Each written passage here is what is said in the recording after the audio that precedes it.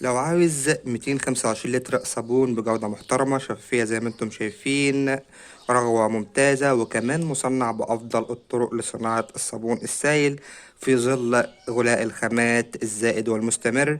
شايفين بسم الله ما شاء الله، شفافية روعة لزوجة ممتازة جدا. فبدون كلام كتير يلا بينا على طريقة التصنيع. السلام عليكم ورحمة الله وبركاته، أهلا بكم حبايبي متابعين الكرام من مصر وجامعة الدول العربية. دمتم ودامت أيامكم بكل الخير والحب والسعادة. بعد بسم الله والصلاة والسلام على رسول الله صلى الله عليه وعلى من والاه. معكم أخوكم أحمد الكومي، الأمل لتعليم صناعة المنظفات. احنا النهاردة حبايبي هنعمل 225 لتر صابون بجودة محترمة جدا، جودة متوسطة في ظل غلاء الخامات المستمر والدائم. اول حاجه معانا، احنا معانا برميل 225. هنحط اول حاجه معانا بالظبط تلتين الكميه ميه. بعد ما نزلنا بتلتين الكميه ميه، هننزل دلوقتي باول حاجه معانا وهي 550 جرام من التايلوز. المهم جدا ان احنا نقلب كويس جدا جدا، تقليب سريع، وننزل التايلوز سنه بسنه عشان ما يكلكعش مننا ويبقى خسرنا التايلوز. يلا بينا.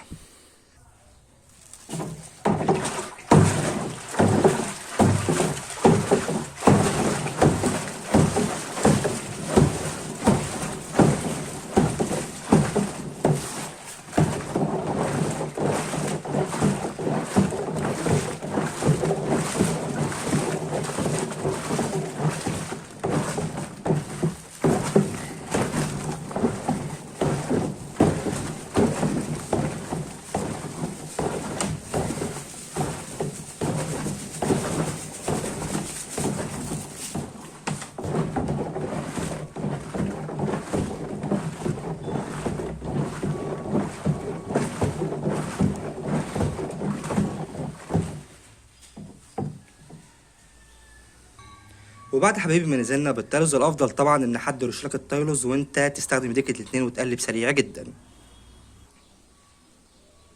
هننزل وراه مباشرة بكيلو 980 جرام من الصودا السائلة، هننزل بيهم ونقلبهم كويس جدا.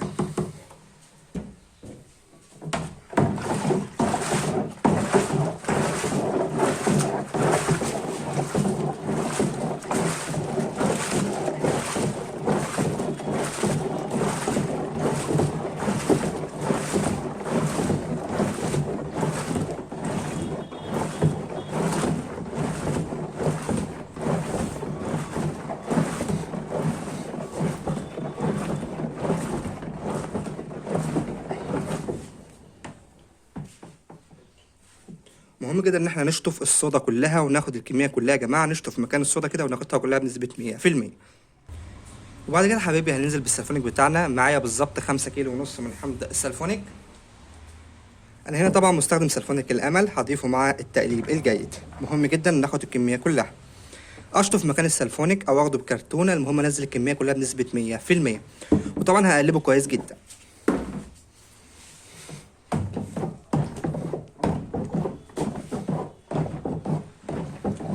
وزي ما شفتوا حبايبي، سلفونك الامل نقاء ممتاز جدا، حاجه روعه، حاجه ممتازه، هتطلع معاك شغل ممتاز جدا.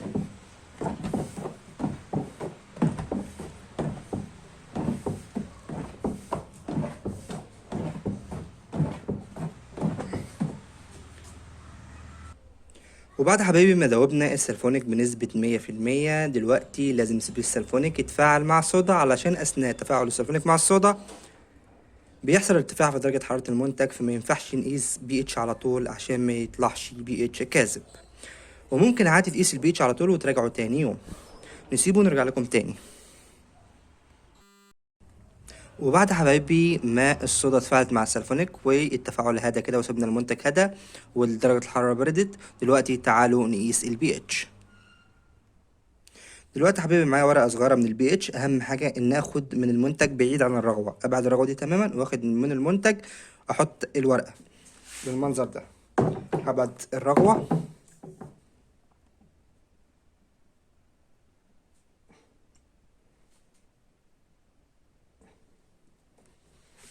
زي ما انتم شايفين حبايبي كده، أخضر خفيف. تعالوا نقارنه بألوان الدفتر.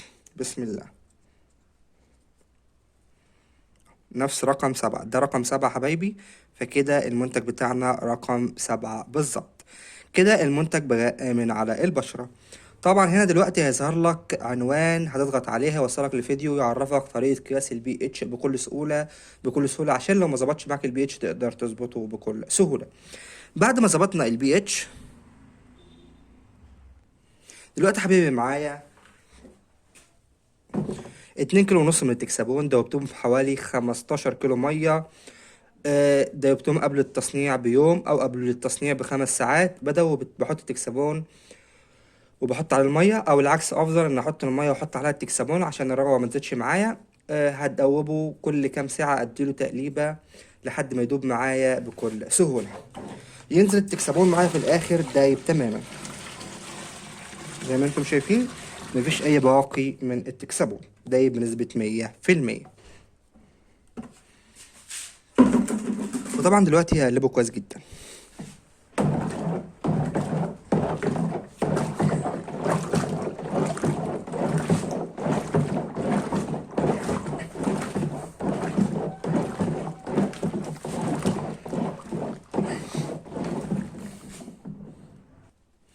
وبعد حبيبي ما قلبت التكسابون كويس جدا، دلوقتي انا معايا 500 جرام من البي بي 4. 500 جرام، نص كيلو من البي بي 4 هضيفهم مع التقليب الجيد. البي بي 4 من الزيوت الكويسة جدا اللي هتزود معايا من رغوة المنتج.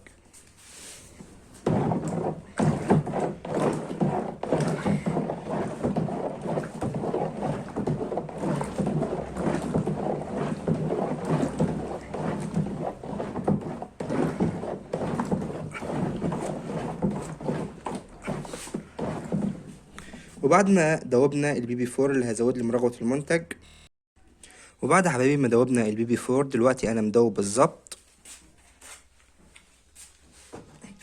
3 كيلو من ملح الطعام الخشن. مدوبهم في حوالي 15 كيلو مية او 16 كيلو مية. بدوبهم تماما وبضيفهم مع التقليب السريع.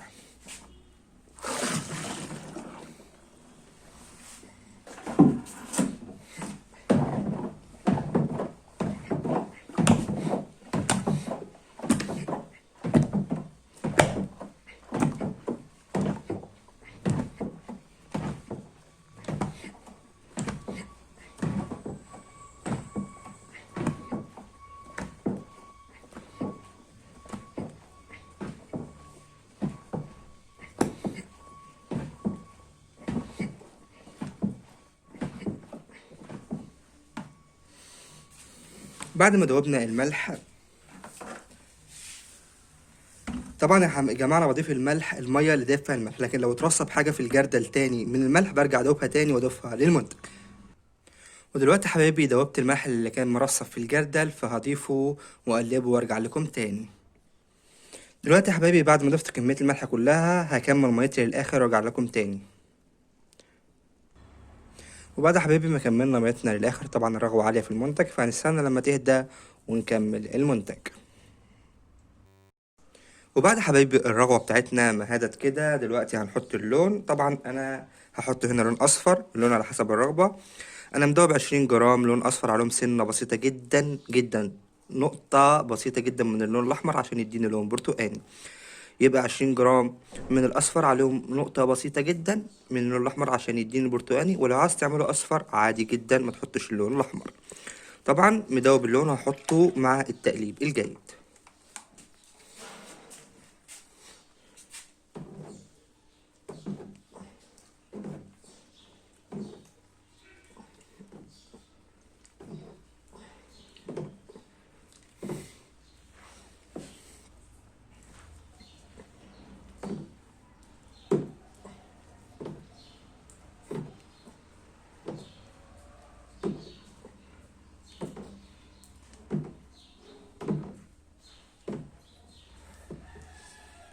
وبعد ما قلبنا اللون كويس جدا، وبعد حبايبي ما قلبنا اللون كويس جدا، دلوقتي هنحط المادة الحافظة. معايا بالظبط 400 جرام من الفورمالين هحطهم مع التقليب الجيد.